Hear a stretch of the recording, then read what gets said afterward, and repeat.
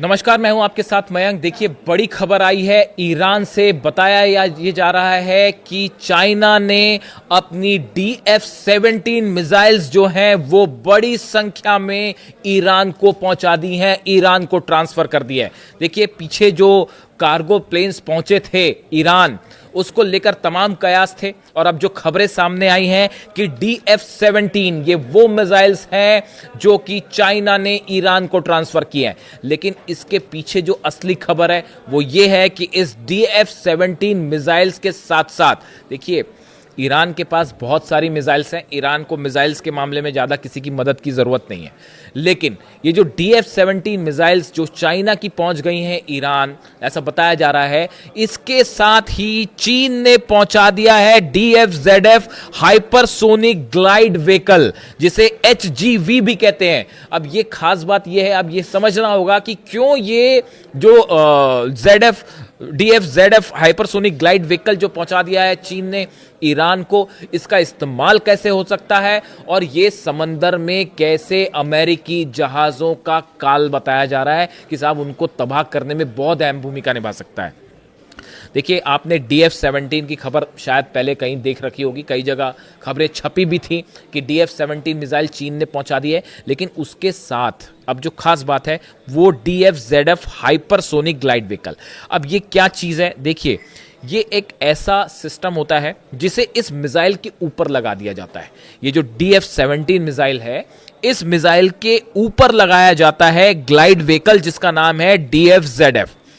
ये मिसाइल के ऊपर लगाकर छोड़ा जाता है, जो अंतरिक्ष की सीमा से गोता लगाते हुए लक्ष्य की तरफ गिरता है। अगर हम आपको इसको सरल शब्दों में समझाएं तो ये जो DF-17 मिसाइल है, इस मिसाइल के ऊपर लगा दिया जाता है DF-ZF हाइपरसोनिक ग्लाइड व्हीकल। और जब ये मिसाइल लॉन्च की जाती है तो ये मिसाइल पहले वायुमंडल को पार करते हुए ऊपर जाती है और उसके बाद जब री एंटर होती है वो एटमॉस्फेयर में, जब वो री एंटर होने लगती है तो ये जो ग्लाइड व्हीकल है ये उससे अलग हो जाता है और वो जो टारगेट है वो उस पर गिरता है।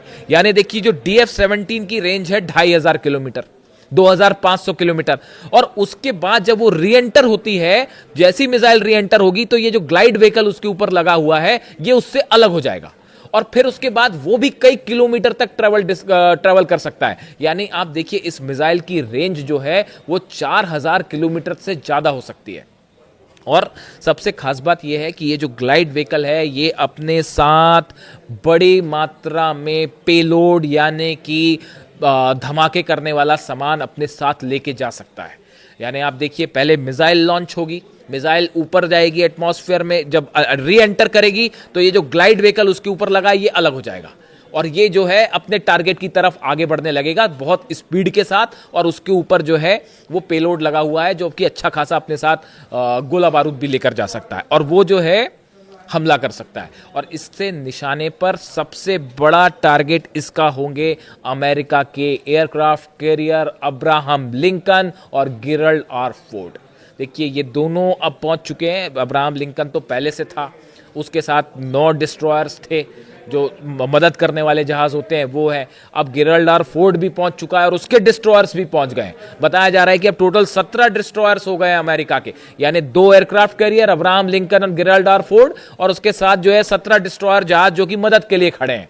ये सब के सब अब ईरान की ये जो मिसाइल्स हैं जो कि चाइना ने दी है DF-17 और इसके ऊपर लगा जो DF-ZF हाइपरसोनिक ग्लाइड व्हीकल है HGV जो कहलाता है, ये इसके निशाने पर होंगे। देखिए, हाल ही में अमेरिका के रक्षा मंत्री पीट हेग्सेट की तरफ से एक बयान आया।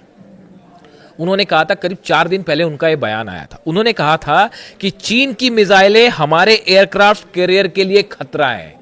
अब इसी समय यह बयान क्यों आया? देखिए, आप समझिए इस बात को। अमेरिका के रक्षा मंत्री ने इस समय यह बयान क्यों दिया? 4-5 दिन पहले का उनका बयान है कि चीन की मिसाइलें हमारे एयरक्राफ्ट कैरियर के लिए खतरा है। इसका मतलब अमेरिका इस बात को जानता है कि चाइना ने अपनी DF-17 मिसाइल सप्लाई कर दी है ईरान को, जिसकी रेंज 2500 किलोमीटर और उसके ऊपर जो है वो हाइपरसोनिक ग्लाइड व्हीकल लगा हुआ है। यही वजह है कि अब तक सिर्फ अब्राहम लिंकन पहुंचने से चाहता तो अमेरिका हमला कर देता, लेकिन हमला नहीं किया। गेरल्ड आर फोर्ड दूसरा एयरक्राफ्ट कैरियर मंगाया गया और हो सकता है तीसरा भी अब पहुंच जाए।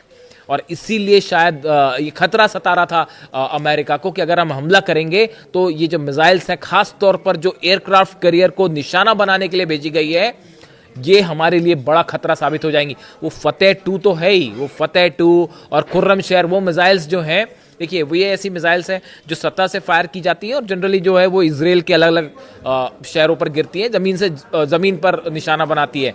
लेकिन जो जहाज को उड़ाने वाली मिसाइल्स हैं, इस पर ईरान ने काम किया बड़ी तेजी के साथ पिछले 3 महीनों के अंदर अंदर, और उसका नतीजा ये है। अबू मेहदी मिसाइल के बारे में मैं आपको बता चुका हूं, उसका जिक्र करने की जरूरत नहीं है कि कितनी खतरनाक वो साबित हो सकती है। और अब तो समंदर पे अपने जहाज से भी लॉन्च करनी शुरू कर दी है ईरान ने मिसाइल्स, यानी बड़ा खतरा अमेरिका के लिए। और ऐसे में DF-17 का जिक्र हो गया।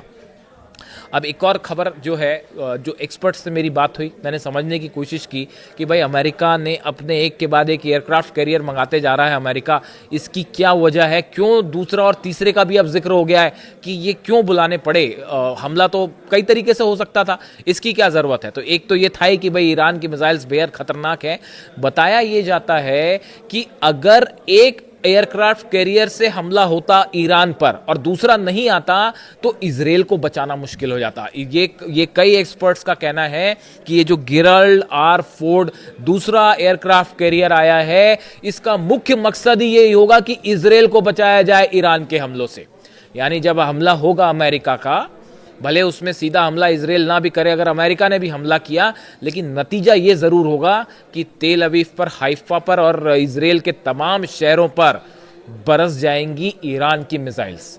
और जैसा बताया जा रहा है कि देखिए अमेरिका की तरफ से जब हमला होगा और उधर से जब मिसाइल्स फायर होंगी, जो कि अलग अलग तैनात हैं, 600 से ज़्यादा जो है मिसाइल्स सिर्फ तैनात कर दी गई हैं, बताया जाता है कि इजराइल को टारगेट करते हुए। तो ये जब मिसाइल्स बरसनी शुरू होगी तो अमेरिका अपनी रक्षा करेगा, अपने एयरक्राफ्ट कैरियर बचाएगा, कि फिर वो जो है अरब देशों के बेसिस बचाएगा या इजराइल को बचाएगा।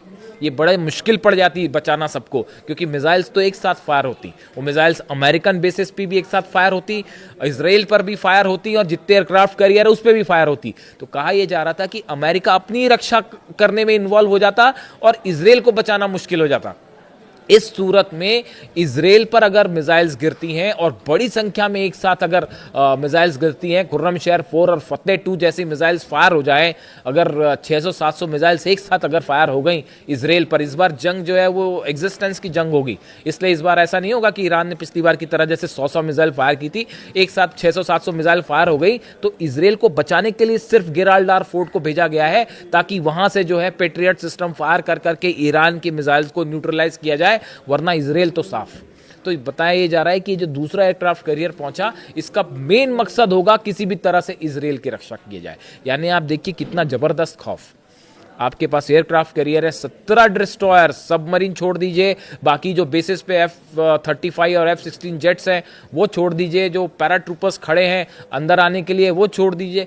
इन सब के बावजूद इजराइल को बचाना एक बड़ी चुनौती। और अब ऐसे में ये जो DF-17 के साथ खास तौर पे DF-ZF हाइपरसोनिक ग्लाइड व्हीकल की जो बात हो रही है, जो बताया जा रहा है कि बड़ी संख्या में पहुंच चुके हैं ऑलरेडी ईरान, अगर जंग होती है तो ये बड़ा गेम चेंजर साबित होंगे और अमेरिका के जितने जहाज हैं वो इसकी जद में होंगे, इसके निशाने पे होंगे। इससे जुड़ा जो भी अपडेट होगा मैं आप तक पहुंचाऊंगा। वीडियो कैसा लगा कमेंट करके जरूर बताइए। Thank you so much.